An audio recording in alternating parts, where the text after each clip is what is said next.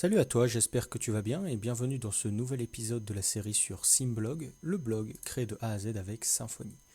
Alors aujourd'hui, ce qu'on va faire, c'est qu'on va tout simplement continuer à travailler sur notre système de like au sein de notre application. Donc concrètement, dans la dernière vidéo qui va un petit peu de pair avec celle-là, on avait mis en place ce système de like. Par exemple, j'ai ce premier article ici où c'est marqué 2GM. Si je clique dessus, on a un retour JSON qui nous dit en message que le like a été ajouté. Et si je reviens du coup sur la page d'accueil, on voit ici qu'on a un troisième like du coup qui est le mien. Et on le sait car justement le pouce ici est coloré. Donc, les pouces colorés, ça signifie justement que ce sont des articles que moi-même j'ai likés étant donné que je suis connecté en tant que emilien@symblog.fr. Donc concrètement ici, qu'est-ce qu'on va vouloir mettre en place? Effectivement, je l'avais dit lors de la dernière vidéo où j'expliquais la fonctionnalité, on veut que tout ça se fasse en arrière-plan. On ne veut pas du coup que l'utilisateur il ait une quelconque chose à faire dans ce système. On voudrait que lorsqu'on clique, ça mette directement le remplissage de l'icône et aussi du coup que ça affiche le like. Donc concrètement, comment on va pouvoir faire? Eh bien, on va devoir du coup faire ce qu'on appelle, tout le monde connaît, j'ai pas besoin de répéter ça, on va faire du coup ce qu'on appelle du JavaScript. Donc concrètement ici, le JavaScript, on peut déjà en faire. Parce que si tu te souviens bien, on avait déjà mis en place du coup Webpack encore, et du coup on avait déjà un dossier script, donc qui pour l'instant ne contient rien, mais concrètement on a un dossier script qui nous permet de faire du JavaScript. Concrètement le JavaScript fonctionne parce qu'ici on avait mis un console.log Webpack encore is working, console.log qui est du JavaScript. Et si je reviens du coup sur mon application et que je fais F12 et que je vais dans console, on voit bien que Webpack encore is working. Donc concrètement en fait notre JavaScript il fonctionne déjà. Il suffit juste du coup de l'écrire. Donc concrètement ici qu'est-ce que je vais vouloir? Je vais vouloir du coup, comme je viens de le dire, mettre en place du JavaScript qui va nous permettre du coup de gérer ça. Donc pour mettre en place du JavaScript, c'est pas compliqué. On va aller dans le dossier script et on va simplement se créer un petit fichier JavaScript. Concrètement, moi je vais l'appeler like.js. C'est plutôt cohérent du coup avec le nom de la fonctionnalité. Ce que je vais faire, c'est que je vais ici faire un export default et je vais mettre que je veux exporter par défaut du coup une classe qui va s'appeler like. Ce que je peux faire ici, c'est tout simplement ouvrir les guillemets. Concrètement, ce qu'on peut avoir du coup, c'est un constructeur et nous, ce qu'on va vouloir du coup comme élément pour avoir du coup une logique au sein de notre JavaScript, donc les éléments qu'on va vouloir pour travailler dessus afin d'y implémenter une logique, ça va tout simplement être la liste des likes de la page courante. Donc concrètement, ce qu'on va faire ici, c'est mettre like elements et ensuite on continuera à travailler dessus. Donc concrètement ici, les like elements, comment je vais pouvoir les récupérer? Il suffit d'aller dans app.js et je vais commencer du coup à travailler dedans. Moi, c'est comme ça que je fonctionne avec mes petits projets plutôt simples. C'est comme ça que je fais du JS. Déjà, la première chose que je vais faire, c'est que je vais faire un document et je vais lui ajouter un event listener. Ce event listener, du coup, ça va être DOM content load. Ça signifie que tout ce qui se trouve à l'intérieur va du coup être effectué quand le DOM aura fini de se lancer. Ce qui va être important parce que on va récupérer des éléments du DOM, mais si le DOM n'a pas fini de charger quand on récupère nos éléments, ça va être un peu compliqué.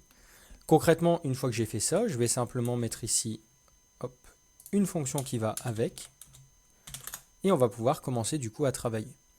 Concrètement, moi pour mon système de like, donc ici je vais le préciser, je vais mettre like system,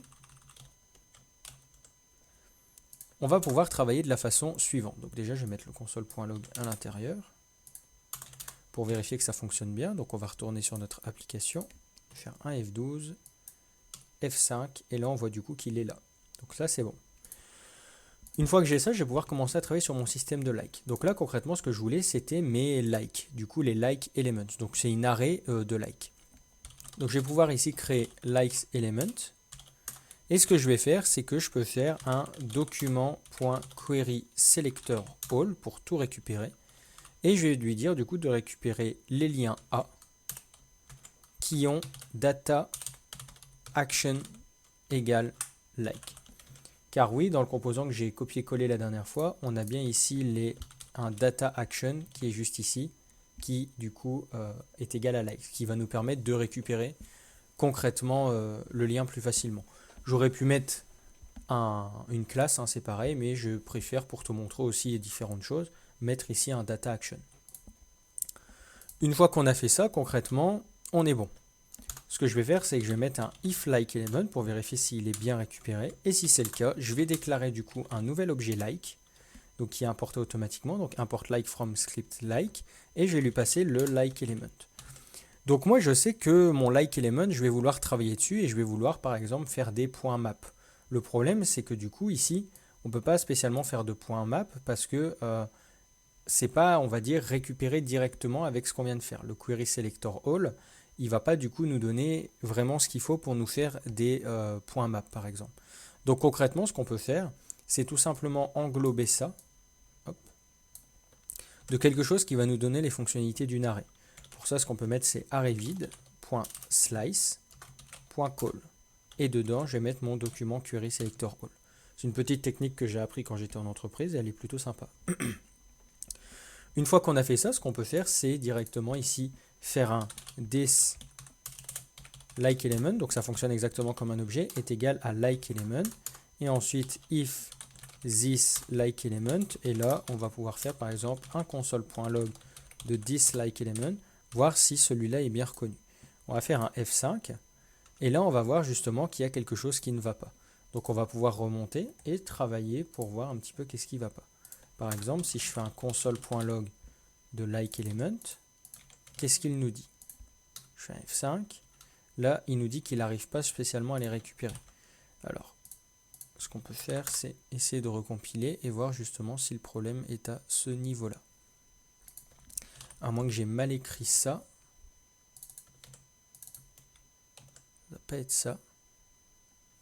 On va voir au sein de notre application. Hop. Ah, voilà, on les a bien là. Bon, c'était peut-être juste qu'il fallait redémarrer le Watcher. Enfin bref. Du coup, on a bien, nous, nos 9 likes de la page. Il y a 9 articles, du coup, on a bien 9 likes. On a bien 9 liens qui représentent du coup les likes. Donc, on va pouvoir du coup supprimer ce console.log là qui est détecté, mais également celui-là, parce que du coup, il y en a 2. Moi, ce que j'aime bien faire, c'est tout simplement ici appeler une méthode qui va s'appeler init. Une fois que j'ai fait ça, je vais pouvoir du coup déclarer ma méthode init. Et cette dernière, elle va simplement dire que pour chaque like element, je vais mapper. Et le map, du coup, il va me donner un élément. Et du coup, sur l'élément, je vais pouvoir travailler. Et cet élément, du coup, je vais lui ajouter un event listener quand on clique dessus, pour écouter à chaque fois. Concrètement, une fois que ça c'est bon, je vais simplement mettre ici le deuxième argument qui est un petit peu la fonction qui va se lancer après qu'on ait mis l'événement qu'on voulait écouter. Et moi, je vais mettre this onClick. Concrètement, la méthode onClick n'existe pas, donc je vais la déclarer ici et je vais pouvoir commencer à travailler dessus. La première chose que je vais vouloir faire, du coup, c'est un event.preventDefault. Concrètement, ici, c'est ça qui va être important. Donc, ce que je peux faire, par exemple, moi, c'est ici préciser un event et ici mettre un event. Je crois que si je fais ça, techniquement, ça devrait marcher. On va faire quand même un console.log pour vérifier que ça fonctionne bien. Donc ce que je vais faire, c'est un F5 et ici je vais cliquer. Ça n'a pas l'air de fonctionner du feu de Dieu. Du coup, effectivement, on ne peut pas mettre de paramètres là, je me disais bien. C'est pas grave, on va faire ça. Techniquement, ça devrait marcher. An exception, error parsing. D'accord. On va relancer ça. On va recharger. Et là, si je clique sur ça, on voit du coup qu'il ne se passe plus rien. Pourquoi il ne se passe plus rien? Parce que du coup, ici, j'ai intercepté mon event, juste là. Et je fais du coup un event prevent default. C'est-à-dire que par exemple, mon événement, je vais essayer de le faire en console.log. Voilà. J'ai un événement ici, quand je clique dessus, il va me donner plein d'informations sur la page. À quel endroit j'ai cliqué sur la page, qu'est-ce qui se passe, le client X, button, bubbles, enfin il y a plein de trucs. Et du coup, on va avoir dans cet événement une méthode, c'est un objet, hein, pointer event. On va avoir une méthode qui s'appelle preventDefault. Et cette méthode, ça va permettre d'enlever toute la logique de base d'un élément. Concrètement, la logique de base d'un like, si je clique dessus, ça va simplement du coup enlever le fait que ça me renvoyait un JSON. Donc pour l'instant, on n'a plus rien. Une fois que j'ai fait ça, je vais pouvoir commencer à travailler. Donc moi, la première chose que je vais vouloir faire, c'est tout simplement récupérer l'URL dans le lien. Concrètement, pour récupérer, je vais faire un this href. Une fois que j'ai fait ça, je vais vouloir faire une requête sur ma route, donc la route que j'avais créée ici dans mon contrôleur. Alors, où est-ce qu'il est? Il est là. Je vais vouloir faire une requête sur cette route. Pour faire une requête, on pourrait s'amuser à utiliser du JavaScript natif, mais c'est pas très cool. Moi, j'aime pas trop. Du coup, on peut utiliser ce qu'on appelle Axios, qui est une librairie en JavaScript, qui va nous permettre du coup de faire des calls plutôt simples sur différentes routes, comme par exemple en utilisant du axios.get, l'URL, et les zen, et les catch, et les fonctions, etc. etc. Donc concrètement, ce qu'on va vouloir faire, c'est l'installer. Donc on va copier-coller ça, hop, et on va s'amuser à l'installer. Pour l'installer, c'est le même principe que pour Symfony. On va faire un docker exec. On va lui préciser ici le chemin à suivre. Project. Ensuite, concrètement, on va lui dire de cibler Symblog YouTube. Et là, on va faire un npm install Axios. Là, il va commencer à tourner et il va nous dire qu'il a ajouté 5 paquets. Pour voir du coup et pour importer Axios, ce qu'on peut faire, c'est simplement se mettre juste en haut ici et marquer import Axios from. Et là, il va nous donner tout ce qu'on a. Et nous, on a Axios. Une fois qu'on a ça, je vais pouvoir continuer à travailler. Donc, je vais faire ici un Axios point. Donc, il me propose plusieurs choses. Moi, je vais vouloir faire un get. Et je vais faire un get, du coup, sur l'URL. Concrètement, ce get, ce que je vais vouloir faire, c'est que je vais faire un zen qui va, du coup, me donner une réponse que je vais appeler res. Et là, je vais pouvoir commencer à travailler dessus. Donc, ma réponse, on va pouvoir la console.log pour voir justement comment ça se passe. Donc, ici, console.log. Et on va mettre notre réponse. Si je retourne ici, que je fais un CTRL F5, si je clique là, on a bien notre réponse. Et en data, par exemple, tu peux voir qu'on a bien eu statut texte OK, statut ici, et dans data, on a message, le like était supprimé. Si je recharge, le like a bien été supprimé. Mais pour l'instant, du coup, ça fonctionne bien en arrière-plan, mais ça ne recharge pas, enfin, on ne veut pas recharger la page automatiquement, bien sûr, mais ce que je veux dire, c'est que ça ne fait pas un effet visuel sur les pouces de like. Donc concrètement, ça, on va pouvoir continuer à travailler dessus. Déjà, moi, la première chose que j'aimerais faire, c'est faire un const nb pour récupérer le nombre de likes, parce que au-delà de le décolorer, il faut aussi, par exemple, si on passe ici, donc si je clique, on veut que ça se décolore et que ça mette 2 j'aime et pas 3 j'aime. On veut que ça fasse ça. Donc il faut aussi gérer le nombre de likes. Donc là, ce que je peux faire, c'est un const nb et je vais lui dire que dans la réponse, je vais récupérer les data et que dans data, du coup, on va avoir un petit nb like.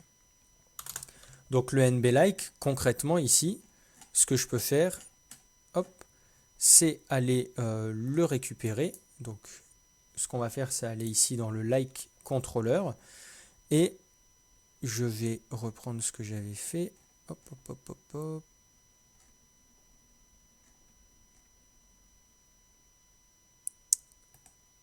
Voilà.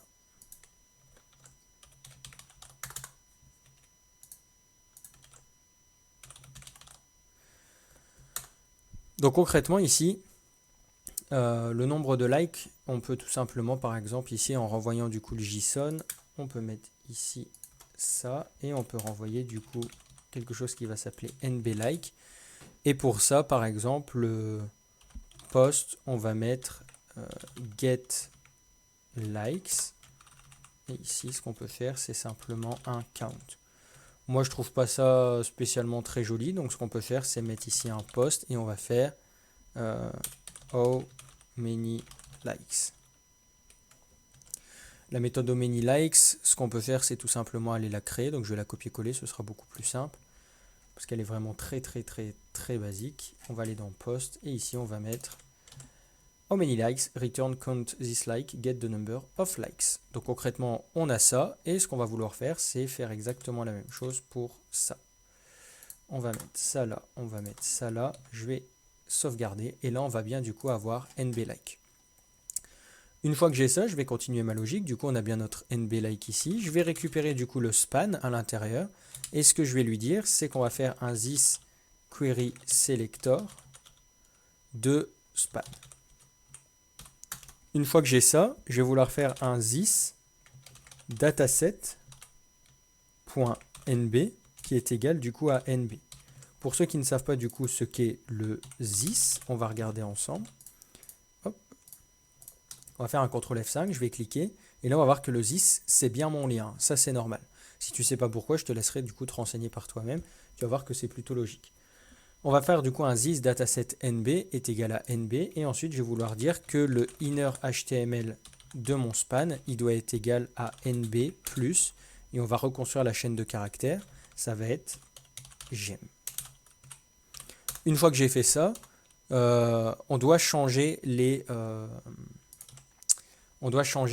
comment on appelle ça, les pouces. Par exemple, ici, si je fais un CTRL F5, ici j'ai 2 gemmes, si je clique, on voit qu'il me dit type cannot set properties of null setting inner HTML.